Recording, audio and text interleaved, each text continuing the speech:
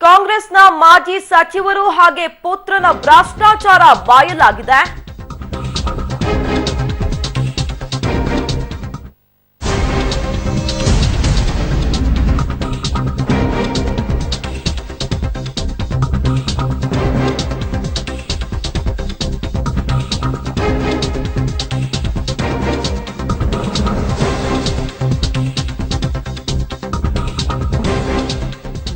ಕಾಂಗ್ರೆಸ್ನ ಮಾಜಿ ಸಚಿವರೊಬ್ಬರು ಹಾಗೆ ಅವರ ಪುತ್ರನ ಭ್ರಷ್ಟಾಚಾರ ಬಾಯಲಾಗಿದೆ. ಅಪ್ಪ ಮಗ ಸೇರ್ಕೊಂಡು ಕೋಟಿ ಕೋಟಿ ಹಣ ಲೂಟಿ ಮಾಡಿರುವಂತ ವಿಚಾರ ಈಗ ಬೆಳಕಿಗೆ ಬಂದಿದೆ. ರಹಸ್ಯ ಕ್ಯಾಮೆರಾದಲ್ಲಿ ಅಪ್ಪ ಮಗನ ಭ್ರಷ್ಟಾಚಾರದ ಡೀಟೇಲ್ಸ್ ಇಂಚಿಂಚು ಸೆರೆಯಾಗಿದೆ. ತಮ್ಮ ಇಲಾಖೆಯಲ್ಲಿ ಕಮಿಷನ್ ವಸೂಲಿ ಮಾಡುವುದನ್ನೇ ಮುಚ್ಚಿಟ್ಟಿದ್ರ ಮಾಜಿ ಮಿನಿಸ್ಟರ್ ಅನ್ನೋದು ಈಗಿರುವಂತಹ ಪ್ರಶ್ನೆ. ಅಧಿಕಾರದಲ್ಲಿದ್ದಾಗ ಹಣ ತರೋದಿಕ್ಕೆ ಖುದ್ದು ಮಗನನ್ನೇ ಕಳಿಸ್ತಾ ಇದ್ರಂತೆ ಸಾಹೇಬ್ರು. 4 ವರ್ಷಗಳಿಂದ ತಮ್ಮ ಇಲಾಖೆಯಲ್ಲಿ ಕೋಟಿ ಕೋಟಿ ರೂಪಾಯಿಯನ್ನ ಲೂಟಿ ಹೊಡೆದಿದ್ದಾರೆ. ಹಾಗಾದ್ರೆ ಯಾರು ಅವರು ಮಾಜಿ ಮಿನಿಸ್ಟರ್? ದಂಧೆ ಮಾಡ್ತಾ ಇದ್ದ ಮಗ ಯಾರು ಅನ್ನುವಂತ ಎಲ್ಲ ಮಾಹಿತಿಯನ್ನ ಪಬ್ಲಿಕ್ ಟಿವಿ ನಿಮ್ಮ ಮುಂದೆ ಬೆಚ್ಚಿಡಲಿದೆ. ಮಗ ಬರೋರು ಸರ್ ಇಲ್ಲೇನೆ ಅಮೌಂಟ್ ಕೊಡ್ರಿ ನಾನು ಮಾಡಿಸ್ಕೊಡ್ತೀನಿ ಅಂತ ಹೇಳೋರು. ನಾವು ಅವ್ರ ಕಡೆ ಕೊಡ್ತಿದ್ವಿ, ಹೋಗ್ತಾ ಇದ್ವಿ. ಮಗ ಇತ್ತೀಚೆಗೆ ತುಮಕೂರಲ್ಲಿ ಐಟಿಐ ಕಾಲೇಜುಗಳ ಸಭೆ ಮಾಡಲಾಗಿತ್ತು. ಈ ವೇಳೆ ಕಾರ್ಮಿಕ ಇಲಾಖೆಯಲ್ಲಿ ಸಚಿವರಾಗಿದ್ದವರು ಕಾಲೇಜುಗಳಿಂದ ಹೇಗೆ ಹಣ ವಸೂಲಿ ಮಾಡ್ತಿದ್ರು ಅನ್ನೋದನ್ನ ಎಳೆ ಎಳೆಯಾಗಿ ಬಿಡಿಸಿಟ್ಟಿದ್ದಾರೆ. ಅದು ರಹಸ್ಯ ಕ್ಯಾಮೆರಾದಲ್ಲೂ ಸೆರೆಯಾಗಿದೆ. ದುಡ್ಡು ಕೊಟ್ರೆ ಏನಾದ್ರೂ ನಡೆದೋಗ್ಬಿಡುತ್ತಾ ಇಲ್ಲ ಇಲಾಖೆಯಲ್ಲಿ? ನಡೆದೋಗುತ್ತೇನಪ್ಪ? ಯಾರವರು ಈ ತರ ವ್ಯವಸ್ಥೆ ಹಾಳು ಮಾಡೋರು? ಅಟ್ಲೀಸ್ಟ್ ನಾನೊಂದು ಅವನ್ನ ಸಸ್ಪೆಂಡ್ ಇದು ಮಾಡದೇ ಇದ್ರು ಬೇರೆ ಕಡೆಗೆ ತೆಗೆದಾಕ್ಬೇಕಲ್ವೇನಪ್ಪ? ವ್ಯವಸ್ಥೆ ಕೆಟ್ಟೋಗಿದೆ ಮಾಜಿ ಸಚಿವರಿಂದ. ಮಿನಿಸ್ಟ್ರಿಂದಲೇ ಸರ್ ಪ್ರಾಬ್ಲಮ್ ಆಗಿತ್ತು. ಅಲ್ಲಿಂದಲೇ ಪ್ರಾಬ್ಲಮ್ ಆಗಿದೆ. ಯಾವ ವರ್ಷದಿಂದ ಸರ್? 2012 ಇಸ್ವಿಯಿಂದ ಅವರೇ ಇನ್ವಾಲ್ವ್ ಆಗ್ತಿದ್ರು, ಮಕ್ಕಳು ಎಲ್ಲ. ಹಾಗಾಗಿ ನಾವು ಅವ್ರ ಹತ್ರನೇ ಕಮಿಟ್ಮೆಂಟ್ ಆಗ್ತಿದ್ವಿ ಸರ್. ಸಾಹೇಬರು ಇವ್ರ ಹತ್ರ ಹೇಳ್ತಾರೆ ಅಷ್ಟೇ. ಇಲ್ಲಿ ಆಫೀಸ್ನಾಗ ಯಾರು ಶಾಮಿಲ್ ಆಗ್ತಿರಲಿಲ್ಲ ಸರ್. ನೀವು ಯಾಕೆ ಯಾವಾಗಾದ್ರೂ ಬಂದು ಇಲ್ಲಿ ಇದ್ದಿದ್ದು ಕಮಿಷನರ್ಗಳಿಗೆ ಈ ತರ ಹೇಳಿದ್ರೆ? ಕಮಿಷನರ್ ಅಂತ ಗೊತ್ತೇ ಆಗಿಲ್ಲ ಸರ್. ನೀವು ಬಂದಿಲ್ಲ ಸರ್ ಕಮಿಷನರ್. ಮೊದಲಿಂದನೂ ಅಲ್ಲಿಂದಲೇ ಸರ್ ಪರಮೇಶ್ವರ್ ನಾಯ್ಕ ಅವರಿಂದಲೇ ಕೆಟ್ಟೋಗಿತ್ತು. ಆಮೇಲೆ ಪರಮೇಶ್ವರ್ ನಾಯ್ಕ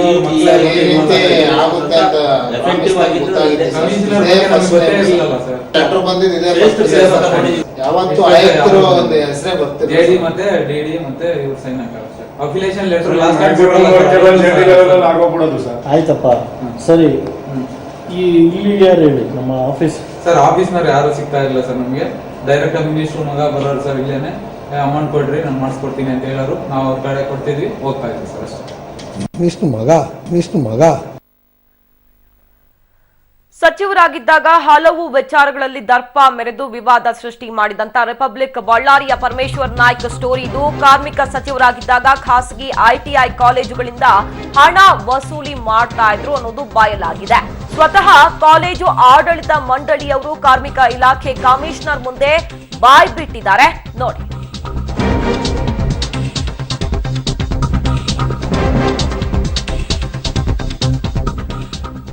ಮಿನಿಸ್ಟರ್ ಸಾಹೇಬ್ರು ತಮ್ಮ ಸ್ವಂತ ಮಗನ ಮೂಲಕ ಎಲ್ಲ ಡೀಲಿಂಗ್ ಅನ್ನ ನಡೆಸ್ತಾ ಇದ್ರು. ಇನ್ನು ಪರಮೇಶ್ವರ್ ನಾಯ್ಕ್ ಪುತ್ರ ಅವಿನಾಶ್ ಯಾವ ರೀತಿ ಡೀಲಿಂಗ್ ಮಾಡ್ತಾ ಇದ್ದ ಅನ್ನುವಂತ ಸ್ಟೋರಿ ಇಲ್ಲಿದೆ ನೋಡಿ. ಅವಿನಾಶ್ ಅಂತ ಬರ್ತಾ ಇದ್ರು ಸರ್, ಅವ್ರನ್ನೇ ಕಳಿಸ್ತಾ ಇದ್ರು ಪರ್ಮಿಷನ್. ಯಾರು ನಮಗೆ ಸಿಗ್ತಾ ಇರಲಿಲ್ಲ, ಬರೀ ಮಿನಿಸ್ಟರ್ ಕಡೆ ಈ ತರ ಆಗಿ ನಮ್ಗೆ ಹಿಂಗಾಯ್ತು ಸರ್. ಈಗ ಗೊತ್ತಾಗಿಲ್ಲ ನಮ್ಗೆ, ನೀವು ಬಂದಾದ್ಮೇಲೆ ಗೊತ್ತಾಯ್ತು ಈ ತರ ಎಲ್ಲ ಚೇಂಜಸ್ ಆಗಿದೆ ಅಂತ. ಅದಕ್ಕೆ ನಾವು ನಿಮ್ಮ ಹತ್ರ ನೇರವಾಗಿ ಇಲ್ಲೇ ಅಧಿಕಾರಿಗಳು ಇಲ್ಲೇ ಯಾರು ನಮಗೆ ಕಾಂಟ್ಯಾಕ್ಟ್ ಅಲ್ಲೇ ಇರಲಿಲ್ಲ. ನೋಡಿದ್ರಲ್ಲ, ಕಾರ್ಮಿಕ ಇಲಾಖೆ ಸಚಿವರಾಗಿದ್ದ ಪರಮೇಶ್ವರ್ ನಾಯ್ಕ್ ಹಾಗೂ ಅವರ ಪುತ್ರ ಅವಿನಾಶ್ ಪರಾಕ್ರಮವನ್ನ. ಇಂತಹ ಭ್ರಷ್ಟ ಮಾಜಿ ಮಿನಿಸ್ಟರ್ ಹಾಗೂ ಪುತ್ರನಿಗೆ ಶಿಕ್ಷೆಯಾಗಬೇಕಿದೆ. ಜೊತೆಗೆ ಸಾಥ್ ಕೊಡ್ತಿದ್ದ ಅಧಿಕಾರಿಗಳು ಕಂಬಿ ಎಣಿಸಬೇಕಿದೆ. ಆದ್ರೀಗ ಖಡಕ್ ಆಫೀಸರ್ ಆಗಿದ್ದ ಕಮಿಷನರ್ ಮಂಜುನಾಥ್ ವರ್ಗಾವಣೆಯಾಗಿದ್ದಾರೆ. ನೂತನ ಕಾರ್ಮಿಕ ಸಚಿವ ಸಂತೋಷ್ ಲಾಡ್ ಹಾಗೂ ಸಿಎಂ ಸಿದ್ದರಾಮಯ್ಯ ಭ್ರಷ್ಟಾಚಾರದ ವಿರುದ್ಧ ಕ್ರಮ ಕೈಗೊಳ್ತಾರಾ? ಕಾದು ನೋಡಬೇಕು. Sunil Govinakovi, public TV, Bengaluru. ಈ ಬಗ್ಗೆ ಹೆಚ್ಚಿನ ಮಾಹಿತಿಯನ್ನ ಕಲೆ ಹಾಕೋಣ. ನೇರ ಸಂಪರ್ಕದಲ್ಲಿ ನಮ್ಮ ಪ್ರತಿನಿಧಿ ಸುನಿಲ್ ಅವರಿಂದ. ಸುನಿಲ್, ಪರಮೇಶ್ವರ್ ನಾಯ್ಕ್ ಅವರು ಏನಾದ್ರೂ ಇನ್ನು 1 ವರ್ಷ ಬಳ್ಳಾರಿಲೇ ಇದ್ದು ಬಿಟ್ಟಿದ್ರೆ ಬಳ್ಳಾರಿಯನ್ನ ಸಂಪೂರ್ಣವಾಗಿ ದೋಚಿ ಖಾಲಿ ಮಾಡ್ಕೊಂಡೇ ಹೋಗ್ತಾ ಇದ್ರು ಅನ್ಸುತ್ತೆ. ಕಾರ್ಮಿಕ ಇಲಾಖೆಯಲ್ಲಿ ಮಾಡಿರುವಂತ ಬ್ರಹ್ಮಾಂಡ ಭ್ರಷ್ಟಾಚಾರ ಒಂದೊಂದೇ ಬಯಲಾಗ್ತಾ ಇದೆ. ಅಂದ್ರೆ ಈಗ ಖಾಸಗಿ ಐಟಿಐ ಕಾಲೇಜುಗಳಿಂದ ಯಾವ ಕಾರಣಕ್ಕೆ ಹಣ ವಸೂಲಿ ಮಾಡ್ತಾ ಇದ್ರು ಅಂತ? ಸೌಖ್ಯ ಇಲ್ಲಿ ಕೆಲವೊಂದು ಖಾಸಗಿ ಕಾಲೇಜುಗಳು ಇರ್ತವೆ. ಅಂದರೆ ಅವರು ಈಗ ಈ ಎಕ್ಸಾಮ್ ಟೈಮಲ್ಲಿ ಅವ್ರಿಗೆ ಪರ್ಮಿಷನ್ ಕೊಟ್ಟಿರೋದಿಲ್ಲ ಎಕ್ಸಾಮ್ ಮಾಡಲಿಕ್ಕೆ. ಅಂದರೆ ಅಫಿಲಿಯೇಷನ್ ಆಗಿರ್ಬೋದು, ಸಂಯೋಜನೆ ಬೇರೆ ಬೇರೆ ಕಾರಣಗಳಿಂದ ಅವ್ರದ್ದು ಒಂದು ಎಕ್ಸಾಮಿನೇಷನ್ಗೆ ತಡೆ ಕೊಟ್ಟಿರ್ತಾರೆ. ಹಾಗಾಗಿ ಕಳೆದ 4 ವರ್ಷಗಳಿಂದನೂ ಕೂಡ ನಾವು ನಿಮ್ಮ ಕಾಲೇಜುಗಳಿಗೆ ಒಂದು ಅಫಿಲಿಯೇಷನ್ ಆಗಿರ್ಬೋದು, ಬೇರೆ ಬೇರೆ ಸರ್ಟಿಫಿಕೇಟ್ ಎಕ್ಸಾಮಿನೇಷನ್ಗೆ ಎಲ್ಲದಕ್ಕೂ ಕೂಡ ಅನುಮತಿಯನ್ನು ಕೊಡಿಸ್ತೀವಿ ಅಂತ ಹೇಳ್ಬಿಟ್ಟು ಏನು ಕಾರ್ಮಿಕ ಸಚಿವರಾಗಿದ್ದಂತಹ ಪರಮೇಶ್ವರ್ ನಾಯಕ್ ಮತ್ತು ಅವರ ಮಗ ಪ್ರತಿಯೊಂದಕ್ಕೂ ದುಡ್ಡು ಇಸ್ಕೊಳ್ತಾ ಇದ್ರು. ಅವರೇ ಹೇಳ್ತಿರ್ತಾರೆ, ನಮಗೆ ಇಲ್ಲಿ ಈ ಒಂದು ಕಾರ್ಮಿಕ ಇಲಾಖೆಯಲ್ಲಿ ಯಾರು ಕಮಿಷನರ್ ಇದ್ದಾರೆ ಅಂತಾನೆ ಗೊತ್ತಿರಲಿಲ್ಲ. ಯಾಕೆಂದ್ರೆ ನಾವು ಕಾರ್ಮಿಕ ಇಲಾಖೆಗೆ ಬರ್ತಾ ಇದ್ವಿ ಅಂದ್ರೆ ಇಲಾಖೆ ಒಳಗಡೆ ಹೋಗ್ತಿರ್ಲಿಲ್ಲ, ಅಲ್ಲೇ ಹೊರಗಡೆನೆ ವ್ಯವಹಾರ ಮುಗಿತಾ ಇತ್ತು. ನಾವು ಅಲ್ಲಿಂದ ಹಂಗೆ ವಾಪಸ್ ಹೋಗ್ತಾ ಇದ್ವಿ.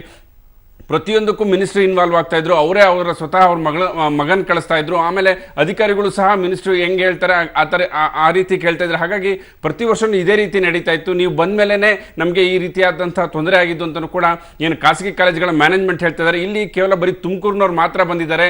ಅಂದರೆ ಸಾಕಷ್ಟು ಪ್ರತಿಯೊಂದು ಜಿಲ್ಲೆಯಲ್ಲೂ ಕೂಡ ಈ ರೀತಿಯಾದಂಥ ಒಂದು ಹಣವನ್ನು ವಸೂಲಿ ಮಾಡ್ತಾ ಇದ್ರು. ಸೌಖ್ಯ ಎಸ್, ಈಗ ಇದು ಕಾರ್ಮಿಕ ಇಲಾಖೆ ಕತೆ ಆದ್ರೆ ಬಳ್ಳಾರಿ ಉಸ್ತುವಾರಿ ಸಚಿವರಾಗಿ ಬಳ್ಳಾರಿಯಲ್ಲೂ ಸಾಕಷ್ಟು ಅಕ್ರಮ ಮಾಡಿರುವಂತ ಸುದ್ದಿ ಆಗಿದೆ. ಈಗ ಸದ್ಯಕ್ಕೆ ಪ್ರತಿಯೊಂದು ಆ ಇಲಾಖೆಗೆ ಸಂಬಂಧಪಟ್ಟ ಕೆಲಸಕ್ಕೆ ಸಹಿ ಬೀಳ್ಬೇಕು ಅಂದ್ರೆ ಅವರ ಮಗನನ್ನ ಅವಿನಾಶ್ ಅನ್ನುವಂತಹ ಪರಮೇಶ್ವರ್ ನಾಯ್ಕ ಅವರ ಮಗನನ್ನೇ ಸಂಪರ್ಕ ಮಾಡಬೇಕಿತ್ತು ಅಂತ ಆರೋಪ ಮಾಡಿರೋದು ಸಾಕ್ಷಿ ಸಮೇತ ಈಗ ಸೆರೆಯಾಗಿದೆ. ಅಂದ್ರೆ ಯಾವ ರೀತಿ ಪಾಲ್ಗೊಳ್ತಾ ಇದ್ರು, ಅವಿನಾಶ್ ಅವ್ರ ಬಗ್ಗೆ ಏನೇನ್ ಮಾಹಿತಿ ಇದೆ ಅಂತ? ಸೌಖ್ಯ ಇಲ್ಲಿ ಏನು ಈ ಪ್ರತಿಯೊಂದು ITI ಕಾಲೇಜ್ಗಳಿರ್ಬೋದು ಮತ್ತು ಕಾರ್ಮಿಕ ಇಲಾಖೆಯಲ್ಲಿ ನಡೆಯತಕ್ಕಂಥ ಪ್ರತಿಯೊಂದು ವ್ಯವಹಾರ ಇದೆ ಅದು ಕಮಿಷನರ್ ತನಕ ಹೋಗ್ತಾ ಇರಲಿಲ್ಲ. ಎಲ್ಲ ಮಿನಿಸ್ಟ್ರು ಮತ್ತು ಮಿನಿಸ್ಟ್ರು ಮಗನ ಮೂಲಕನೇ ನಡೀತಾ ಇತ್ತು ಅಂತ ಹೇಳ್ಬಿಟ್ಟು ಅವರೇ ಕೂಡ ಬಾಯ್ಬಿಟ್ಟಿದ್ದಾರೆ. ಅಂದರೆ ಪ್ರತಿಯೊಂದು ಏನಾದರೂ ಒಂದು ಆ ಕಾಲೇಜಿಗೆ ಸರ್ಟಿಫಿಕೇಟ್ ಬೇಕಾಗಿದ್ದಾರೆ, ಏನಾದ್ರು ಕೊಡಬೇಕಾಗಿದ್ರೆ ಎಲ್ಲದೂ ಕೂಡ ಮಿನಿಸ್ಟ್ರು ಮಗನ ಮೂಲಕನೇ ಹೋಗ್ತಾ ಇತ್ತು. ಎಲ್ಲರೂ ಈಗ ಆ ಕಾಲೇಜ್ನವ್ರು ಎಲ್ಲರೂ ಕೂಡ ಒಬ್ಬ ಅಧಿಕಾರಿ ಬಳಿ ಹೋದರೆ ಅಧಿಕಾರಿ ಅವರ ಮಗನ ಬಳಿ ಕರ್ಕೊಂಡು ಹೋಗ್ತಾ ಇದ್ದ. ಮಗ ಎಲ್ಲದನ್ನು ಕೂಡ ಒಂದು ಈ ರೀತಿಯಾದಂಥ ವ್ಯವಹಾರಗಳು ತೊಡ್ತಾ ಇದ್ರು. ಮಿನಿಸ್ಟರ್ ಹತ್ರ ಹೋದರೆ ಎಲ್ಲ ನನ್ನ ಮಗ ನೋಡ್ಕೋತಾನೆ, ಅವ್ರ ಮೂಲಕನೇ ಮಾಡಿ ಅಂತ ಹೇಳ್ಬಿಟ್ಟು ಹೇಳ್ತಾ ಇದ್ರು. ಹಾಗಾಗಿ ಪ್ರತಿಯೊಂದು ಈ ಹಿಂದೆ ನಡೆದು ಬಂದಿತ್ತು 4 ವರ್ಷದಿಂದನೂ ಇದೇ ರೀತಿ ನಡೀತಾ ಇತ್ತು. ಆದರೆ ಇವಾಗ ಈ ಕಳೆದ 2 ವರ್ಷದಿಂದ ಒಬ್ಬ ಹೊಸ ಕಮಿಷನರ್ ಬಂದರು. ಅವ್ರು ಬಂದಾಗಿಂದ ಈ ಕಾರ್ಮಿಕ ಇಲಾಖೆನೊಂದು ಏನೋ ಒಂದು ಸ್ವಚ್ಛ ಮಾಡುವ ರೀತಿಯಲ್ಲಿ ಎಲ್ಲದಕ್ಕೂ ಕೂಡ ಒಂದು ತಡೆ ಹಾಕಿದ್ರು. ಅಂದರೆ ಈ ಏನೇನು ಅಕ್ರಮವಾಗಿ ITI ಕಾಲೇಜುಗಳು ತಲೆ ಎತ್ತಿದ್ವು ಅಲ್ಲೆಲ್ಲ ಎಕ್ಸಾಮಿನೇಷನ್ಗೆ ಒಂದು ಅನುಮತಿಯನ್ನು ನೀಡಿರಲಿಲ್ಲ, ಅಫಿಲಿಯೇಷನ್ ಕೊಟ್ಟಿರಲಿಲ್ಲ. ಹಾಗಾಗಿ ಆ ಎಲ್ಲ ಎಕ್ಸಾಮ್ ಸೆಂಟರ್ಗಳು ಏನಿದೆ, ಆ ಕಾಲೇಜುಗಳಿದೆ, ಎಲ್ಲರೂ ಕೂಡ ಒಂದು ಕಮಿಷನರ್ ಬಳಿ ಬಂದು ತಮ್ಮ ನೋವನ್ನು ತೋಡ್ಕೊಂಡಿದ್ರು. ಅಂದರೆ ಈಗ ಅವಾಗ ಆಲ್ರೆಡಿ ಪರಮೇಶ್ವರ್ ನಾಯಕ್ ಅವರು ತಮ್ಮ ಮಿನಿಸ್ಟ್ರಿಶಿಪ್ ಹೋಗಿತ್ತು. ಹಾಗಾಗಿ ಧೈರ್ಯದಿಂದ ಬಂದು ಕಮಿಷನರ್ ಬಳಿ ತಮ್ಮ ಏನು ಈ ಹಿಂದೆ ಹೇಗೆ ನಡೀತಾ ಇತ್ತು, ಮಿನಿಸ್ಟ್ರು ಯಾವ ರೀತಿಯಾದ ಹಣ ವಸೂಲಿ ಮಾಡ್ತಾ ಇದ್ರು. ಹಾಗಾಗಿ ನಮಗೆ ಇದೆಲ್ಲ ಗೊತ್ತಿರಲಿಲ್ಲ. ನೀವು ಬಂದ ಮೇಲೆನೆ ಈ ರೀತಿಯಾದಂಥ ಒಂದು ವ್ಯವಸ್ಥೆ ಇದೆ, ಕಮಿಷನರ್ ಇದೆ, ನಾವು ಕಮಿಷನರ್ ಬಳಿ ಬರಬೇಕು ಅನ್ನೋದು ಗೊತ್ತಾಗಿದೆ. ಹಾಗಾಗಿ ನಮ್ಗೆ ತಪ್ಪಾಗಿದೆ, ನಮ್ಮನ್ನು ಕ್ಷಮಿಸಿ ಅಂತ ಹೇಳ್ಬಿಟ್ಟು ಎಲ್ಲರೂ ಬಂದು ಕಮಿಷನರ್ ಬಳಿ ಒಂದು ಈ ರೀತಿಯಾದಂತ ಹೇಳ್ಕೊತಾರೆ. ಸೌಖ್ಯ ಸುನಿಲ್, ಈಗ ಪರಮೇಶ್ವರ್ ನಾಯ್ಕ ಅವರ ದರ್ಪ ದೌರ್ಜನ್ಯ ಅಕ್ರಮಕ್ಕೆ ಪ್ರತಿಫಲವಾಗಿ ಮಿನಿಸ್ಟರ್ಗಿರಿಯನ್ನ ಕಳ್ಕೊಂಡಿದ್ದಾರೆ. ಆದ್ರೂ ಕೂಡ ಅವರ ಒಂದು ದರ್ಪ ಮುಂದುವರಿತಾನೆ ಇದೆ ಅನ್ನೋದಕ್ಕೆ ಮತ್ತೆ ಮತ್ತೆ ಉದಾಹರಣೆಗಳು ಸಿಗ್ತಾ ಇವೆ. ಈಗ ಪರಮೇಶ್ವರ್ ನಾಯ್ಕ ಅವರ ಮೇಲಿರಬಹುದು, ಅವರ ಪುತ್ರ ಅವಿನಾಶ್ ಅವರ ಮೇಲೆ ಇರಬಹುದು, ಕ್ರಮ ಆಗ್ಬೇಕು. ಸರ್ಕಾರ ತಲೆ ಕೆಡಿಸ್ಕೊಳ್ಬೇಕಾ, ಜಿಲ್ಲಾಧಿಕಾರಿಗಳು ತಲೆ ಕೆಡಿಸ್ಕೊಳ್ಬೇಕಾ, ಯಾರಿದಕ್ಕೆ ಕ್ರಮಕ್ಕೆ ಮುಂದಾಗೋರು ಅಂತ? ಸೌಖ್ಯ ಇಲ್ಲಿ ಬಳ್ಳಾರಿ ಒಂದಲ್ಲ, ಇದು ಕಾರ್ಮಿಕ ಇಲಾಖೆ ಏನಿದೆ ಅದು ಇಡೀ ರಾಜ್ಯಕ್ಕೆ ಬರುತ್ತೆ. ಹಾಗಾಗಿ ಇಲ್ಲಿ ಇವಾಗ ಏನು ಪರಮೇಶ್ವರ್ ನಾಯಕ್ ಅವರಿಗೆ ಶಿಕ್ಷೆ ಆಗಿರ್ಬೋದು, ಅಂದರೆ ಅವ್ರನ್ನ ಮಿನಿಸ್ಟರ್ಶಿಪ್ಪಿಂದ ತೆಗೆದಿರ್ಬೋದು, ಆದರೆ ಅವರಿಗೆ ಸಹಾಯ ಮಾಡಿದಂಥ ಅಧಿಕಾರಿಗಳಿರ್ತಾರೆ, ಸಾಕಷ್ಟು ಅಧಿಕಾರಿಗಳಿದ್ದಾರೆ. ಅಂದರೆ ಕಮಿಷನರ್ ಗಮನಕ್ಕೆ ತರದೇನೆ ಸಾಕಷ್ಟು ಅಧಿಕಾರಿಗಳು ಅವರಿಗೆ ಸಹಾಯ ಮಾಡಿರತಕ್ಕಂಥವ್ರು. ಯಾಕೆಂದರೆ ಯಾವುದೇ ಒಂದು ಆ ಮಿನಿಸ್ಟರ್ ತನಕ ಹೋಗ್ಬೇಕಾದ್ರೂ ಕೂಡ ಅಧಿಕಾರಿಗಳ ಮೂಲಕನೇ ಹೋಗಬೇಕು. ಅಧಿಕಾರಿಗಳು ತಿಳಿ ಹೇಳಬೇಕಾಗಿತ್ತು, ಈ ರೀತಿ ಅಲ್ಲ ಸರ್, ಈ ರೀತಿ ಮಾಡಬೇಕಾಗಿತ್ತು ಅಂತ ಹೇಳ್ಬಿಟ್ಟು. ಆದರೆ ಎಲ್ಲರೂ ಕೂಡ ಅಧಿಕಾರಿಗಳ ಮಿನಿಸ್ಟರ್ ಬಳಿ ಕರ್ಕೊಂಡು ಹೋಗಿದ್ರು ಅಂತ ಹೇಳ್ಬಿಟ್ಟು ಇವರೇ ಹೇಳ್ತಾರೆ. ಆ ಅಧಿಕಾರಿಗಳನ್ನು ಒಂದು ಪತ್ತೆ ಹಚ್ಚಬೇಕು, ಮತ್ತೆ ಆ ಅಧಿಕಾರಿಗಳಿಗೆ ಸರಿಯಾದ ರೀತಿಯಾದಂಥ ಒಂದು ಶಿಕ್ಷೆ ಕೊಟ್ಟರೆ ಇನ್ನು ಮುಂದಾದರೂ ಕಾರ್ಮಿಕ ಇಲಾಖೆ ಒಂದು ಸುಧಾರಣೆ ರೀತಿಯಲ್ಲಿ ಒಂದು ಮುಂದುವರಿಯುತ್ತೆ. ಈಗ ಬಂದಂತಹ ಏನು ನೂತನ ಸಚಿವ ಸಂತೋಷ್ ಲಾಡ್ ಆಗಿರ್ಬೋದು, ಮತ್ತೆ ಈಗ ಕಟ್ಟುನಿಟ್ಟಿನ ಕ್ರಮ ಕೈಗೊಂಡಂತಹ ಹಿಂದಿನ ಏನು ಆಯುಕ್ತರಿದ್ದಾರೆ ಅವ್ರನ್ನ ಈಗ ಆಲ್ರೆಡಿ ವರ್ಗಾವಣೆ ಮಾಡಿ ಬೇರೆ ಕಮಿಷನರ್ನ ತಂದು ಕೂರಿಸಿದ್ದಾರೆ. ಹಾಗಾಗಿ ಇವಾಗ ಬಂದಿರತಕ್ಕಂಥ ಕಮಿಷನರ್ ಆದರೂ ಕೂಡ ಈ ಒಂದು ಪ್ರಕರಣದಿಂದ ಎಚ್ಚೆತ್ತು ಯಾವೆಲ್ಲ ಅಧಿಕಾರಿಗಳು ಇದರಲ್ಲಿ ಒಂದು ಶಾಮೀಲಾಗಿದ್ದಾರೆ ಅವ್ರನ್ನೆಲ್ಲ ಒಂದು ಪತ್ತೆ ಹಚ್ಚಬೇಕು, ಅವರಿಗೆ ಒಂದು ಸರಿಯಾದಂಥ ರೀತಿಯನ್ನು ಶಿಕ್ಷೆ ಕೊಡಬೇಕು. ಮತ್ತೆ ಸಂತೋಷ್ ಲಾಡ್ ಅವರು ಕೂಡ ಈ ಒಂದು ಇನ್ವಾಲ್ವ್ ಆಗಿ ಅವರು ಕೂಡ ಅಧಿಕಾರಿಗಳಿಗೆ ಸರಿಯಾದ ರೀತಿಯಂತ ಒಂದು ಶಿಕ್ಷೆ ವಿಧಿಸುವಂತಹ ಒಂದು ಕ್ರಮ ಕೈಗೊಳ್ಳಬೇಕಾಗುತ್ತೆ. ಸೌಖ್ಯ, ಓಕೆ, ಈಗ ಸದ್ಯಕ್ಕೆ ಯಾವ ಜಿಲ್ಲೆಗಳ ಖಾಸಗಿ ITI ಕಾಲೇಜುಗಳು ಈ ರೀತಿ ಕಂಪ್ಲೇಂಟ್ ಮಾಡಿದೆ? ತುಮಕೂರು ಅಂತ ಹೇಳಿದ್ರೆ, ಅದ್ರ ಜೊತೆಗೆ ಇನ್ನೆಲ್ಲಾದ್ರೂ ಇಂಥ ಆರೋಪ ಕೇಳಿ ಬರ್ತಾ ಇದೆಯಾ? ಬರೀ ಬಳ್ಳಾರಿಯ ಉಸ್ತುವಾರಿ ಸಚಿವರಾಗಿ ಬಳ್ಳಾರಿಯನ್ನ ದೋಚಿತ್ ಸಾಲದು ಅಂತ ಇಡೀ ರಾಜ್ಯದಲ್ಲಿ ತಮ್ಮ ಹವಾ ಇಟ್ಟಿದ್ದಾರೆ ಪರಮೇಶ್ವರ್ ನಾಯ್ಕ ಅವರು. ಸಿಎಂ ಕೇಳಿದ್ರೆ ಮುಂಚೆ ಮಾತೇ ಆಡ್ತಾ ಇರ್ಲಿಲ್ಲ ಪರಮೇಶ್ವರ್ ನಾಯ್ಕ ಅವರ ಬಗ್ಗೆ. ಕೊನೆಗೆ ಸಿಕ್ಕಾಪಟ್ಟೆ ಒತ್ತಡ ಬಂದಾಗ ಅವರ ಮಂತ್ರಿಗಿರಿ ಅದು ಇದು ಅಂತ ಕೈ ಬಿಡಬೇಕಾಯ್ತು. ಆದ್ರೆ ಒಬ್ಬರ ಶಾಸಕರಾಗಿದ್ರೂ ಕೂಡ ಬೇಕಾದಷ್ಟು ದೌರ್ಜನ್ಯ ತೋರಿಸಬಹುದು, ಬೇಕಾದಷ್ಟು ಲಾಭ ಕೂಡ ಮಾಡ್ಕೋಬಹುದು ಈ ರೀತಿ ಮುಂದುವರಿಸ್ತಾ ಹೋದ್ರೆ. ಹಾಗಾದ್ರೆ ಅವ್ರಿಗೆ ಕಡಿವಾಣ ಹಾಕೋದು ಹೇಗೆ ಅಂತ? ಸೌಖ್ಯ, ಇಲ್ಲಿ ಕೇವಲ ತುಮಕೂರಲ್ಲ, ಪ್ರತಿಯೊಂದು ಡಿಸ್ಟಿಕ್, ಪ್ರತಿಯೊಂದು ತಾಲೂಕಲ್ಲೂ ಕೂಡ 2 ITI ಕಾಲೇಜ್ ಇದೆ. ಒಂದೊಂದು ITI ಕಾಲೇಜಲ್ಲೂ ಕನಿಷ್ಠ 30 ವಿದ್ಯಾರ್ಥಿಗಳು ಅಂತ ಹೇಳಿದ್ರೆ ಅಲ್ಲಿಂದ ಎಷ್ಟು ಪ್ರಮಾಣದಲ್ಲಿ ಹಣ ಹರಿದು ಬರುತ್ತೆ ಅಂತ ಹೇಳ್ಬಿಟ್ಟು ನೀವೇ ಯೋಚನೆ ಮಾಡ್ಬೋದು. ಹಾಗಾಗಿ ಇಡೀ ರಾಜ್ಯದಲ್ಲಿ ಸರಿಸುಮಾರು ಏನು ಅಂದಾಜಿನ ಪ್ರಕಾರ 10,000ಕ್ಕೂ ಹೆಚ್ಚು ಒಂದು ITI ಒಂದು ಏನು ಕಾಲೇಜುಗಳಿದೆ.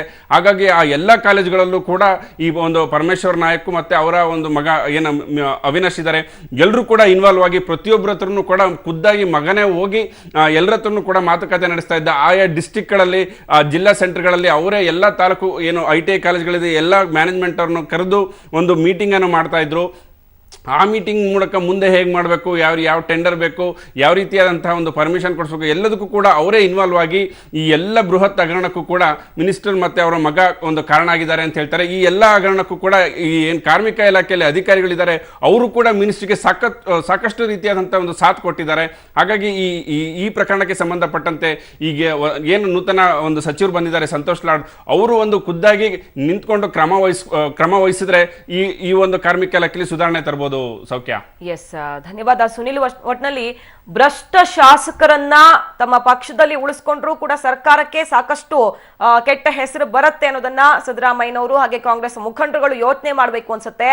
ಪರಮೇಶ್ವರ್ ನಾಯ್ಕ್ ಅವರ ಆಳ್ವಿಕೆಯಲ್ಲಿ ದುಡ್ಡು ಕೊಟ್ರೆ ಎಲ್ಲಾನು ನಡೆಯುತ್ತೆ ಅನ್ನೋದಕ್ಕೆ ಸಾಕ್ಷಿ ಸಮೇತ ಸಿಕ್ಕಿರುವಂತಹ ಉದಾಹರಣೆ ಇದು. ಶ್ರೀಮಂತರು ಬಡವರು ಅನ್ನದೇ ಬೆಂಗಳೂರಿನಲ್ಲಿ ಆಪರೇಷನ್ ರಾಜಾ ಕಾಲುವೆ ಮುಂದುವರೆದಿದೆ. ಸತತ 3ನೇ ದಿನವೂ ರಾಜಾ ಕಾಲುವೆ ಕೆರೆ ಒತ್ತುವರಿ ತೆರವು ಕಾರ್ಯಾಚರಣೆ ಜೋರಾಗಿತ್ತು. ಮಹದೇವಪುರ, ಯಲಹಂಕ ಸೇರಿದಂತೆ ವಿವಿಧ ಭಾಗಗಳಲ್ಲಿ ಜೆಸಿಬಿಗಳು ಗರ್ಜಿಸಿದ್ವೆ. ಆದರೆ ದುರಂತ ಅಂದ್ರೆ ಮನೆ ಬಂಗಲೆ ಕಟ್ಟೋಕೆ ಅನುಮತಿ ನೀಡಿರೋದು ಬಿಬಿಎಂಪಿ ಅಧಿಕಾರಿಗಳೇ ಆಗಿರೋದ್ರಿಂದ ತೆರವು ಕಾರ್ಯಾಚರಣೆ ನಕ್ಷೆ ದಿನದಿಂದ ದಿನಕ್ಕೆ ಬದಲಾಗ್ತಾ ಇದೆ. ಬಿಜೆಪಿ ಎದುರು ಶಕ್ತಿ ಪ್ರದರ್ಶನಕ್ಕೆ ಕೆಎಸ್ ಈಶ್ವರಪ್ಪ ಸಜ್ಜಾಗಿದ್ದಾರೆ.